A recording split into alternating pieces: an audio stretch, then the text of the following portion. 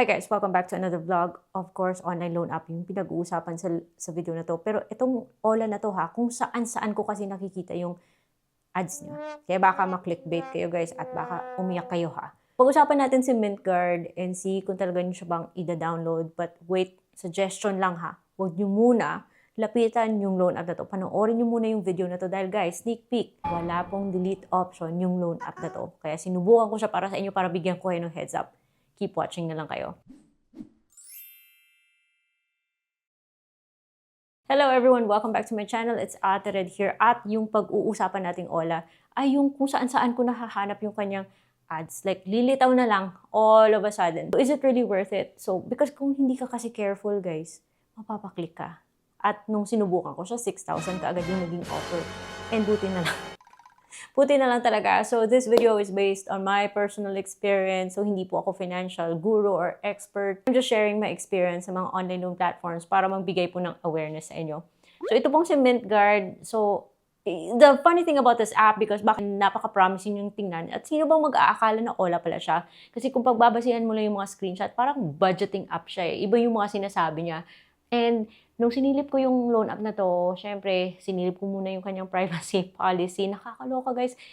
Kasi, hindi po nakastate kung sino yung nagpapatakbo sa loan app na to. Pero nung nagsubmit ako ng phone number, okay, yung nagpadala ng OTP, natagalan nga bago ko matanggap eh, kasi napunta pala sa spam. Nung sinek ko yung spam, yung nagpadala ng OTP ay si Metacash pala.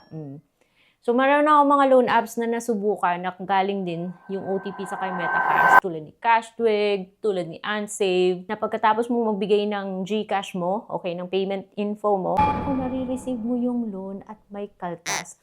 So, what's different with this app? Kaya nga sabi ko sa inyo, bago nyo siyang i-download, panoorin nyo lang yung video na to at kayo mag-decide kung worth it pa talaga. Dahil guys, wala pong delete option sa loan app na to. And to be direct to the point, na-reject po ako sa loan app na to because last week lang, I tried Unsave. Nagaling din kay Metacash yung OTP. And in-approve niya sa akin was 5,000 pesos, 2,525. Same, si Paymatic, tsaka yung, yung Quick Pesa. Yun yung mga nag-approve eh.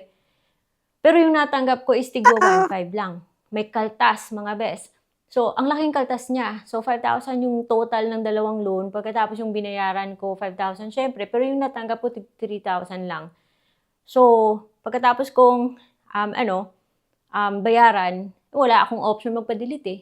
I just had to uninstall the app. Now, nung natagpuan ko tong si MintSave, I think it's just the same info. I think it's just nasa database lang nila yung info ko. Kaya, nung lumabas na yung nag-offer ng 6,000 ay si Quick Pesa, tsaka yung isa to, now I know kung bakit ako na-reject. And I think I know na rin kung ano yung mapapala ko sa loan app na to. And I think, just the 6,000 na yan, yung matatanggap mo is siguro tagbo 1,800. Tulad sa nangyari sa akin nung sinubukan ko si Cashtwig.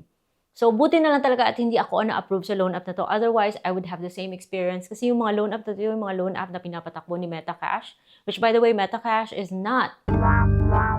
Hindi mo siya makahanap sa list of recorded online lending platforms ni SEC na website. Kaya huwag niyong lapitan yung loan app na to kasi baka iiyak lang kayo. And na-experience ko sa kay Cashtwig and sa kay Unsave, guys, 6 days pa lang. Hindi ka pa nga overdue.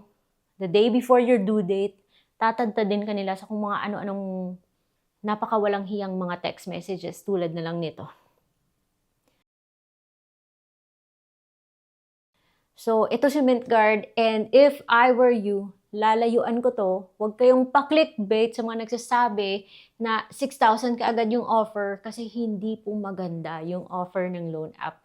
Like Mintguard or Cashtwig or Unsave, any loan app na si Metacash yung nasa likod. Huwag dyan. I don't understand kung bakit. Siguro dati, kasi I think 2 beses na naglabas si SEC ng list ng mga Ola na not recorded. Ito yung mga Ola na dapat nating iniiwasan. I think sa first one, nabanggit niya si Metacash. Yung sa second, hindi niya na binanggit yung mga loan app na to. Kaya pag yung loan app ay wala po sa list of recorded online lending platforms, layuan nyo na. So, bago kayo mapadpad sa mga ganitong mga klaseng loan app, meron naman po talagang mga legit guys. And of course, andun sila sa list of recorded Ola sa SEC na website. But I have a list and that is the legit loan apps playlist by Ate Red. Kasi ito po yung mga loan apps na nasubukan ko. And so far, okay naman yung naging experience ko. Much better than my experience with loan platforms na kung saan si Metacash po yung nagpapadala ng OTP. So, before I let you go, again and again and again, layuan nyo to. Huwag dito kay Mintguard, huwag kay Cashtwig, huwag kay Antsave dahil sasakit lang yung ulo nyo at yung tenga nyo the day before your due date. Plus, ang sakit sa lungs, be. Ang sakit sa lungs na may kaltas po yung loan na matatanggap nyo. So, yun lang masasabi ko for today's video. I hope hindi nyo pa siya nada-download, guys, dahil wala pong delete option sa mga ganitong apps. So, wag kayo paloko. Fake news tong mga sinasabi nyo sa kanya mga screenshots, mga guys. So, I hope you learned something from this video, and I will see you on my next vlog. Bye-bye!